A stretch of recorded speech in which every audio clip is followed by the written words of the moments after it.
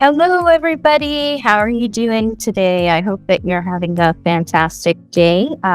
This is Katrina, and today I have a very, very, very special guest that is joining me on our YouTube channel here at GJUM. Today, I have Reni Odetoyinbo that is going to be joining us. If you know her on Instagram, on YouTube, as well as Twitter. Reni is passionate about helping people be able to understand financial literacy, as well as be able to navigate their careers and be successful here in the Canadian market. So I'm very excited to have Reni here. Reni, welcome to the channel. Hi, everyone. Thank you, Katrina. Thanks for having me. Oh, it's such a pleasure to have you. One of the key things that made me excited to have this opportunity to talk to you is because you are an individual that is really passionate and excited about helping people with their financial literacy. And you have been able to create content that is really easy to understand and that addresses the Black Canadians here in Canada or people that are immigrating into Canada as well. And so you're able to really connect and create content that helps people be passionate about learning about their finance, their careers, and then now today you're also moving more towards being able to provide great content on travel.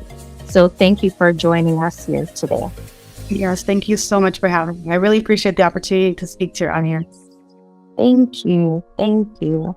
So today, I just wanted to ask you a few questions in terms of what do you think are some of the challenges that new immigrants have when they're coming to Canada in terms of making mistakes that are related to their career and also possibly their finances as well. What would you say some of them are? Yeah, so there are a lot of mistakes. Obviously, you're coming to a brand new country, so it makes sense that you don't understand the market. But there are 4 key mistakes that I'll make, that I see people make, and I'll mention the first one. So the first one would be that people wait until they are in Canada before they look for a job. I would say that's the first mistake that I often see. And a lot of people don't know you can actually start your job search process from when you are back home. So I'm from Nigeria, for example, and know a lot of people who landed with jobs because they actually started applying. Once they got their PR, they started applying for jobs because they knew that they were coming here. So if you are somebody who is currently back home, maybe consider applying when you are back home rather than waiting until you're here to get a job, because obviously that's a bit more stressful. Yes, I think that I would agree with you on that key point because I think some people are thinking that, they might be asking about my PR status or they might be considering about the fact that I need to be here in Canada.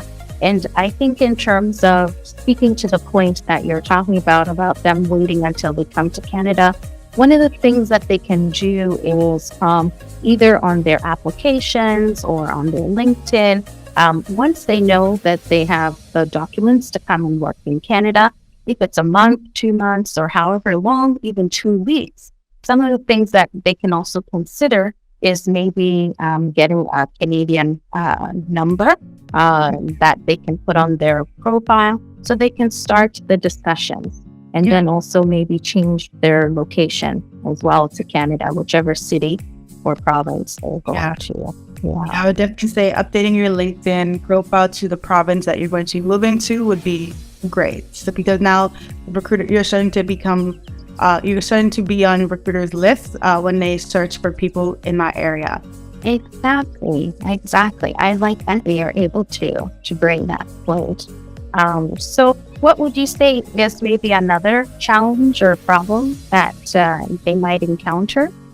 Yeah, the second challenge that I see is that a lot of newcomers settle for low-income jobs because they know no other way, and then they're in need when they come. So of course you have to survive. So a lot of people take very low-income jobs. I know someone recently who moved here. They have lots of qualifications back home in Nigeria, but when they got here, they took a job as a fast food worker. And it's because, of course, they needed money urgently. So I would say that, and also people told them when they moved here that they had to start from the bottom and then work their way up. So I guess there are a few points there. The first thing, maybe don't listen to everything everybody says because they're only speaking from their own lens, but that doesn't mean it has to be your story. Another thing, try to build up a fund that can basically help you get through the first few months so that if you don't find a job in your field immediately when you arrive, you'll still have some money so you don't have to take a job that's lower than your credentials. But yeah, you have a lot of expertise and knowledge, and just because you came to this country does not mean you just throw away and you no longer have that knowledge. You actually do have it. You just need to make sure that you're utilizing it and getting those new jobs with them. Exactly. And I think to just add on to your point, it's very important for the immigrants that are coming to really consider what are some of the transferable skills that they can use, right? And then also, if they can plan ahead of time, maybe they can take some courses or they can take some certifications that can help them so that when they come, they can kind of hit the ground running, would be my recommendation to kind of add to your points as well. Agree. Yeah. And I think for me, that's also something that, I really try as much as possible to advise people before they come to just do some research and maybe identify some roles that are adjacent or close to what they're doing, and then learn a little bit about what are some of the tools or the keywords that are attached to those roles that are tied into their transferable skills as well. Yeah, great advice. Okay, awesome. Thank you. So in terms of looking at the immigrants that are coming in, what might you say might be an additional mistake that they might be making when it comes to preparing for their career when they come? Another mistake that I see is that a lot of people don't understand the Canadian system, so they lack the right strategies, direction, and guidance that can help them get a good job. A lot of people are trying to apply the strategies that work back home in Canada, but unfortunately, sometimes they just don't transfer. In Canada, we have a process that's very networking based, right? Getting a job, honestly, all my jobs were based on networking, almost all of them were based on networking when I was working in corporate Canada. And if you know how to utilize it to your advantage, then yes, you can get lots and lots of jobs. But a lot of people are still doing the old way of just applying, which of course it can work sometimes, but it's just easier for you to get jobs if you do know how to network. So I would tell everyone that instead of relying on the old systems, try to adapt your strategies to how things work in Canada. The Canadian job market is very different. The system of applying, the work culture is different. So you really want to position yourself in a way that will make you successful here, and try to forget about what happens back home because that's no longer where you are. Now you're here, and try to make things work for you in this country. What do you think, Patrina? Oh, I think you hit the nail on the head. Really, it's kind of interesting because you would say maybe some people will also say, okay, maybe back home or whatever, it's about who you know.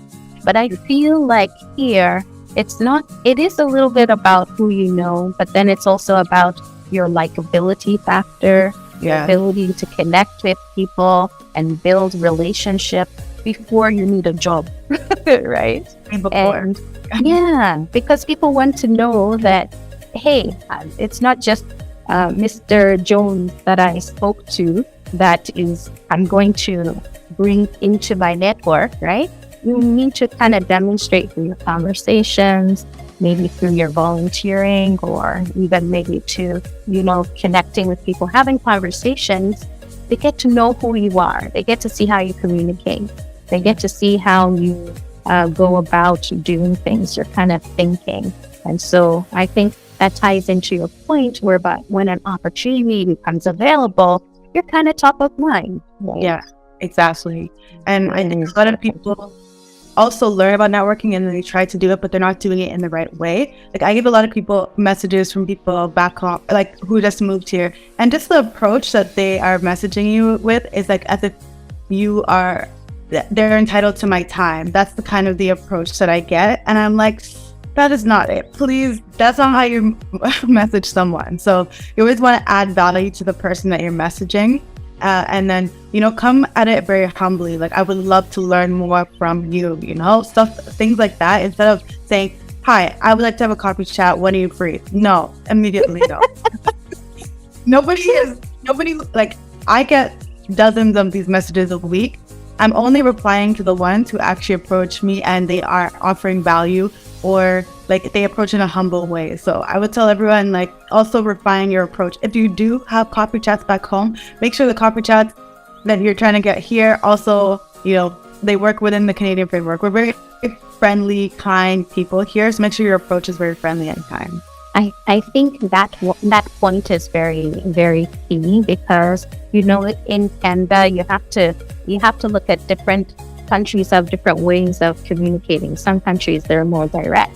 Here in Canada we're a little bit more indirect, but we're very about being friendly, right? And so I think your point about people having some level of entitlement is a red flag, and something that we need to highlight. Because at the end of the day, everybody's so busy and people want to be able to help people, but most of the times everybody's concerned about their projects or things that they need to do. So I think you're speaking to your point about providing value. That's very important, right?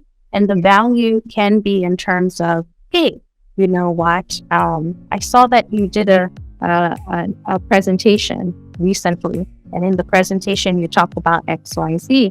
And that kind of really stood out to me. And I would maybe like to learn a little bit more about how you built on that perspective, right? You're kind of talking about them, and then you're pulling something that is showing a connection or showing that you actually read or understand what they're doing, right? And so I think that's very, very important. Yeah, 100%. And as I was mentioning, the strategies that work back home may not work here. I see this often with your resume. Your resume, maybe back home, it has your photo. Like, I know my friend lives in South Korea, and there you add your photo on your resume, you add your weight, your height, your family name. Like, you add everything about you, because it's a system that's based on like what you look like a lot of the times, right? But in Canada, take that photo off, take that weight off. Especially nobody wants to know your weight when you're applying for a job. So I would just say, make sure you are learning from people who are in Canada, for example, Katrina, so that you can learn what works here versus what works back home. And then that also kind of ties into, I don't mean to talk about biases, but recruiters have biases. Hiring managers have biases. Yeah. So let's try and make it easy. If our name is long and we have two middle names, why are you putting them? Pick one that is simple. Just make it easy for them, as easy as possible. So, there's so many debates on this, but people have difficulty pronouncing foreign names sometimes here in Canada. So if we can make it our shorter version to make our life easy, and definitely we don't need age or weight or picture. I know also in Europe they have it, right? And I think maybe back home they do that as well. But yeah, so try as much. And that also ties into understanding the Canadian system. Here, like employers, they can get into trouble in terms of if people come and say, I went through this interview process and I was discriminated on my age or my religion or stuff like that. So to make it as easy as possible and to remove all those barriers, right? Try as much as possible to learn a little bit more about what's acceptable and what can help you as well. Yeah. Yeah. The resume thing. Cool. And also don't have it too long as well. Yeah. I know back home, people have like 5-page resumes with your whole CV, right? They have your whole... Nobody wants that here. I'm sorry. It's 2 pages max, and even that's kind of pushing it at times. Keep it... Yeah. Yes, exactly. And so even here, sometimes at JJOM, when I'm working with clients, I'm really about, okay, what is your story? What type of role have you done? Where's your resume? And then we look through and then we update it appropriately to make sure that it matches. And then we also talk about what you can and can't do when it comes to strategies for getting roles and opportunities. Mhm. Awesome. And then, okay, I think you mentioned 4. So what do you think would be the 4th one? The last one I'll say is that a lot of newcomers aren't open to trying something new. So they're a little bit closed-minded to the types of jobs that they will try. And I get it, you've been doing something for a while. It may be hard to pivot and switch to another thing. But the Canadian market, again, may be different from when it is at home. Maybe the job that you do at home is not in high demand here. So maybe you just have to pivot to something else. Or maybe it's just there are more lucrative careers if you were just a little bit more open-minded and looked at other types of careers. So don't be afraid to try a different career path. A different approach, obviously, to the way that you approach your job search. Exactly. And I think even to that is, we've been talking about some things that they might be doing that might not be serving them well. And so what we recommend is, okay, maybe take some of these things, look at how you do it currently, and then see if there's anything you can change.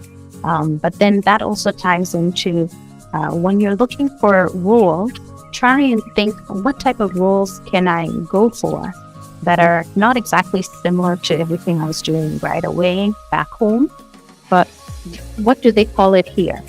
And then what can I do that is similar to what I did back home? And then how can I maybe pivot to something that's maybe new? How do you call it? Not exactly what you're doing, but kind of close to what you're doing, right? Exactly. So say, for example, you're a lawyer back home, right? If you're a lawyer back home, think about the process. As a lawyer, you're dealing with a lot of clients, you're dealing with cases, you're doing research, right?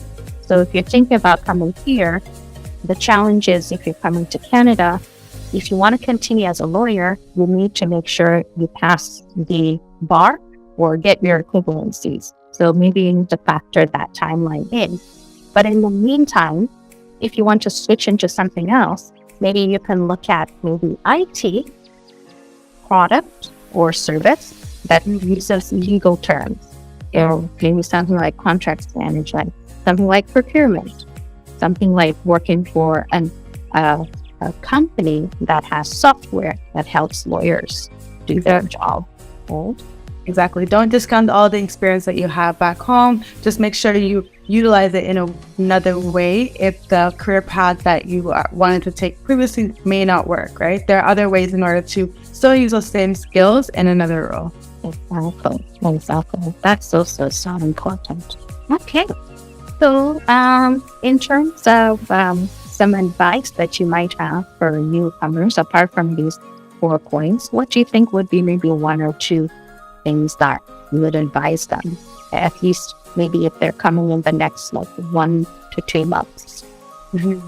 I would just advise them to, I think I mentioned it earlier, but just be very open-minded. They always call Canada the land of opportunities. There is so much that is here, but you really have to be open-minded to trying things a different way than you did back at home. And I think if you're moving here, you likely are pretty open-minded, right? You're uprooting your entire life to come to a new country. So congrats to you, first of all. I think it is an amazing journey that you're taking. And I would just tell you that, be open-minded to everything that is out there. And make sure you get your finances intact as well when you come here. Not only do you need to learn the new career system, but you also should focus on the new financial system as well, because it can be pretty difficult to navigate. So make sure you get the resources online to make sure that you don't make mistakes, because it can be a bit costly. Yes. Oh, and definitely, especially, Reni, that's her bread and butter. And she really tries and helps us in lots of ways that we can understand things like, okay, now you're coming to Canada. What's his credit score? Yeah. If you've never done with that, what is credit score? What type of credit cards should you work towards, right? If you should get a credit card, right? Definitely, I believe she believes that it can help you in the long term, especially if you want to really buy a house or you want to build something in the future here. in Canada. But definitely, Pace, you can always check out her resources. She has amazing opportunities. And even if you're thinking of maybe travel as well, once you've gotten your job and you've gotten some savings, you might want to treat yourself as well. Definitely. And I have a podcast called Don't Go Broke Trying, which teaches you how to not go broke trying to live your life. So the reason that I started it was actually for newcomers who come to Canada, who a lot of them go broke when they get here because they didn't understand the financial system. So on my podcast, I interview people who have gone broke and basically learn from their stories so that you all will not go broke trying to live your life in Canada. So we have lots of different topics. Don't go broke trying to start a business. Don't go broke trying to open a credit card. Don't go broke trying to become an influencer. Lots of different topics. So season 2 is coming out actually at the end of May or the beginning of May. So I hope that you all watch it and listen to it because I think it will be very valuable content for all of you. And you can listen to it on any podcast platform, or we have a YouTube channel called Don't Go Broke Trying as well. Awesome. Thank you so much, Reni. Oh, and I need to tell you, audience, that Reni recently they had 2 amazing opportunities. One to actually go to listen to the budget, the 2023 budget reading, and she had the opportunity to meet the Minister of Finance and Justin Trudeau and get an overview of what's upcoming in the budget. And then her latest opportunity was an interview of CP24, talking about her journey and what she's been doing. So I'm really proud of all of the amazing things that you're doing. And then I want to, if you have a moment, maybe if you want to maybe talk about how you're enjoying those experiences so far. Yes, thank you so much. Yeah, so I am actually a full-time content creator. I quit my job in 2021 to pursue content creation and teaching people about financial literacy. So it's really cool that a lot of opportunities have been coming my way. 2023 is definitely my year, I would say. And as Patrina said, I met Prime Minister Justin Trudeau this year. I was just on TV yesterday, actually, and I'm looking forward to whatever else the rest of the year may bring. But if you want to follow me, you can always check me out on Instagram, on Twitter, on YouTube, on TikTok at XOReni, that's XORENI, and I share all of these wonderful things that happen to me on there. And also, if you just want to learn about financial literacy from a Canadian lens, I am your girl to learn that from. Awesome. Thank you so much for this amazing opportunity. You've been able to bring some really great resources to our audience. And on behalf of them, I want to say thank you so much for this amazing opportunity. And we're definitely wishing you well. And we're looking forward to all the amazing things that will be happening moving forward. Yes, thank you so much for having me. I appreciate it. Okay, awesome. Thank you.